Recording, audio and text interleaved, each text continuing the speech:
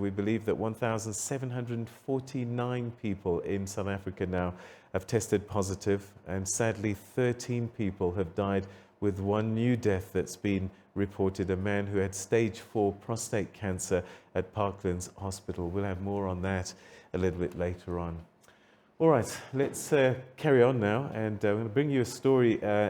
Many of you will have probably heard of the AU non-governmental agency, NEPAD, well, it's launching a COVID-19 response plan on April, regarding the coronavirus pandemic, which is currently putting people at risk, as you would imagine. So I'm going to speak now to somebody from NEPAD to give us an indication of what this response plan is going to be about. Let's cross now to Estherine Fotabong. Thanks so much indeed for joining us, and welcome to the program. Thank you for having us, Peter. All right, let's begin with this NEPAD response plan. A lot of people wouldn't associate NEPAD with fighting pandemics. You know, we've kind of sort of associated you with other issues, and I just wonder, give us a bit of background as to how NEPAD decided to come with a response plan. Thank you so much, Peter, for having us. As you will know, the African Union Development Agency, NEPAD, is the development arm of the African Union. That said, we have a wide range of subjects that we cover as a result of our mandate, including, of course, issues of health.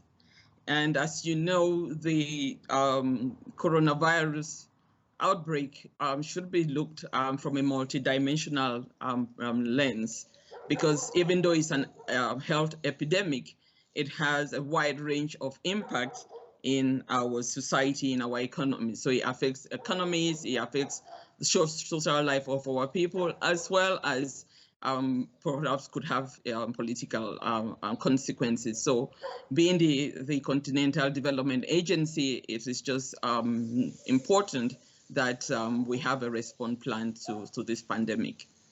All right, so take us through some of the issues that you're having to balance when you come up with a response plan, because on the one hand, lockdowns have to happen, and then on the other, there's this issue of the country's economies, and they somehow need to find a way to keep going. So talk to us about some of the dilemmas the continent is facing in coming towards a response plan. Well, of course, the overall objective of the response plan is really to support member states to ensure the least economic, social, and political disruptions from the outbreak. It brings to bear the critical need for regional cooperation and integrated support systems at the continental level. As you will know, since the outbreak of this virus, our member states have had to respond in a situation to which no one was expecting. And therefore, there is a challenge in terms of delivering some of the equipment that member states need to not only test the virus, the population, to see who has it, but also to respond to the findings of such tests. Also, the measures to try and contain the spread of this virus, some of the challenges that the member states do have. Challenges of just getting data, the information of where you have the patients and how to track them. These are issues that we need to member states need to attain with. Issues of lockdowns, as you know, our member states have responded quite swiftly to restrict movements, not only within the countries, but also a movement coming into the countries.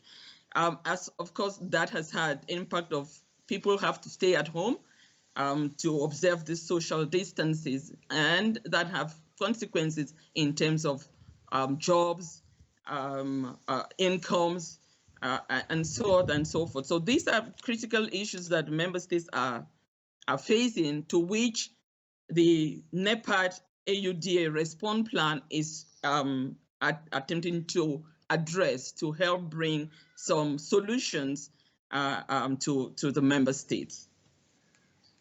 You are exploring with this response, and I'm not going to go them in order, but one that stands out for me, food and nutrition security. That must be quite an important one, particularly during this time.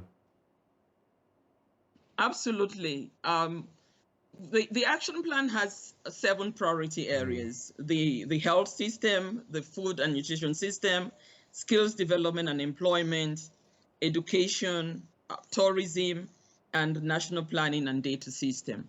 You just mentioned the food systems. Of course, the world we live in today, is based on supply chains. We live in a globalized world that, things are not only produced in a country. We have a global market. The supply chains can come from everywhere.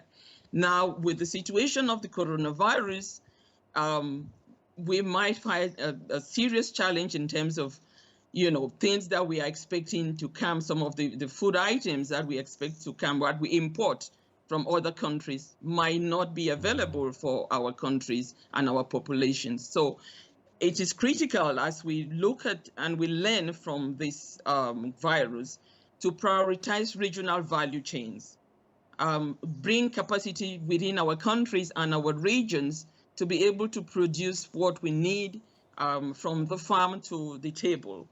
I think we have an opportunity with the Continental Free Trade Area to make sure that we do explore the possibility of developing those value chains within the continent, and making sure that we can, of course, we will try as much to promote that self-sufficiency in the continent, by encouraging investments in industries, in manufacturing, in ensuring that our productive capacity is enhanced, and ensuring that our own local private sector become active player in ensuring that we have food security in the continent. All right. You talked about manufacturing, but it's not just in food, I guess.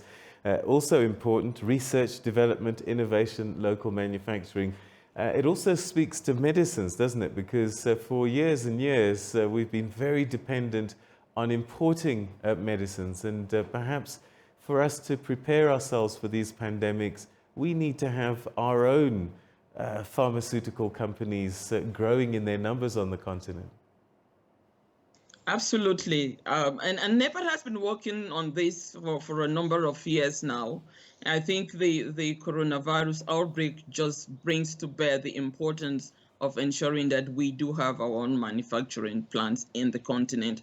We do have standards that are shared amongst member states of the continent, so that we can then go into production. We can then look at economics of scale. We can then look at comparative advantages of different countries in terms of how we manufacture not only medicines, but also the distributions of this medication, and following a common standard so that it's acceptable. So the African Medicine Regulatory Plan is actually aimed at doing this, encouraging the manufacturing of medicines in our own countries. I think this outbreak will only bring a lot of impetus to drive the quick development of industrialization in our member states, with a very strong focus on the manufacturing of drugs.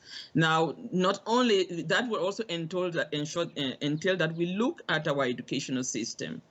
Are we training enough young people to go into innovation, to go into to become chemists, to go into drug development?